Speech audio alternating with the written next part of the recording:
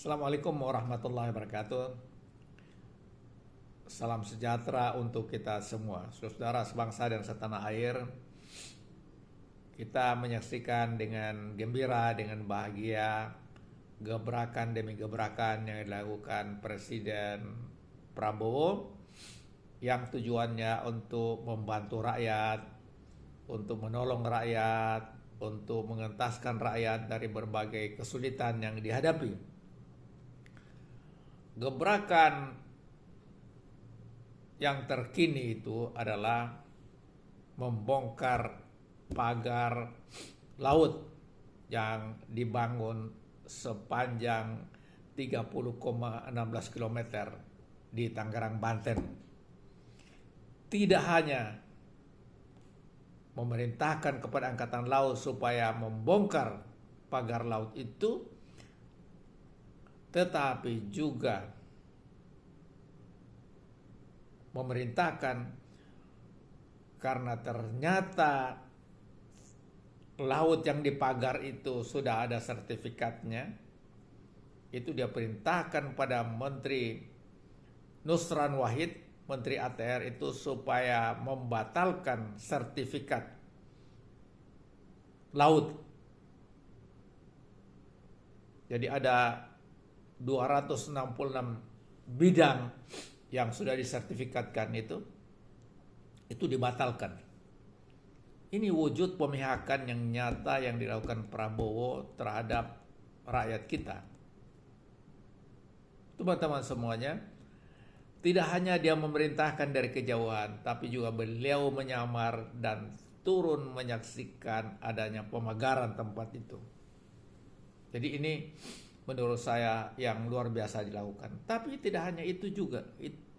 Juga beliau memerintahkan melalui Menteri Perhubungan supaya biaya pesawat itu yang mahal diturunkan, dan itu berhasil diturunkan paling tidak menjelang Natal dan Tahun Baru.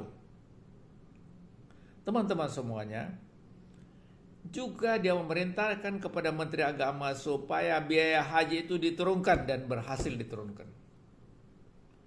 Dan banyak lagi gebrakan yang dilakukan dalam rangka menolong rakyat, membela rakyat, termasuk dia menaikkan harga gabah ya. Harga gabah. Dia bukan menurunkan tapi menaikkan harga gabah supaya rakyat itu mendapatkan manfaat dari mereka menanam.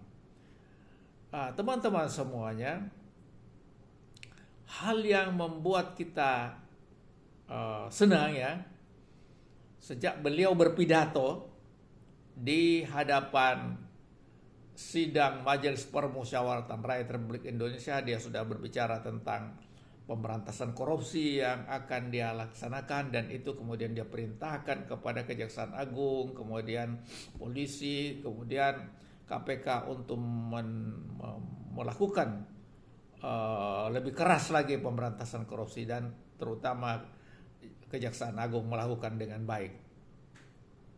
Teman-teman semuanya, juga kemiskinan, dia berusaha bagaimana kemiskinan itu dilenyapkan, dikurangi dan lain sebagainya. Maka kemudian instrumen yang dia pakai itu adalah anggaran.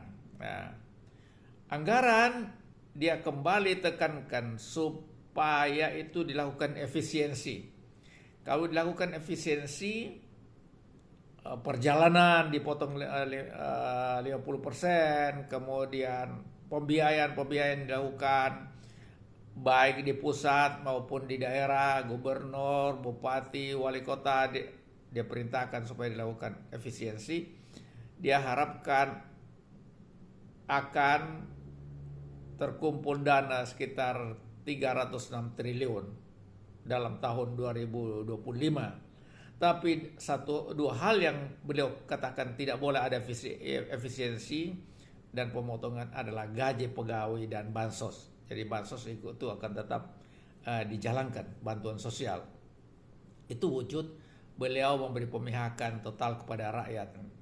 Kemudian yang paling membuat saya senang sebagai seorang sosiolog, beliau memberi kriteria pemanfaatan anggaran. Anggaran itu harus bisa menciptakan lapangan kerja baru, dan itu sangat penting dilakukan.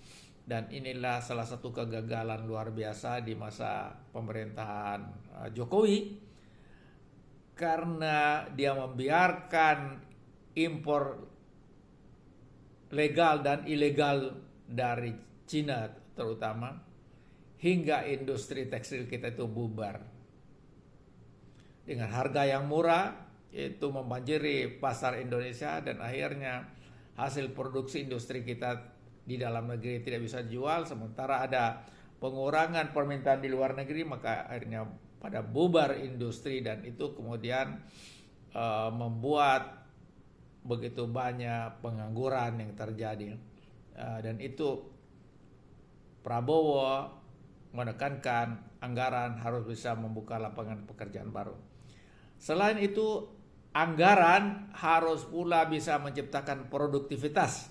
Jadi jangan sampai anggaran keluar tidak ada produktivitas, devisa tidak bertambah ya dari pengeluaran anggaran ini. Kemudian tidak mendorong orang bekerja keras dari keluarnya anggaran itu sendiri. Jadi produktivitas terbangun melalui pengeluaran anggaran dari pemerintah.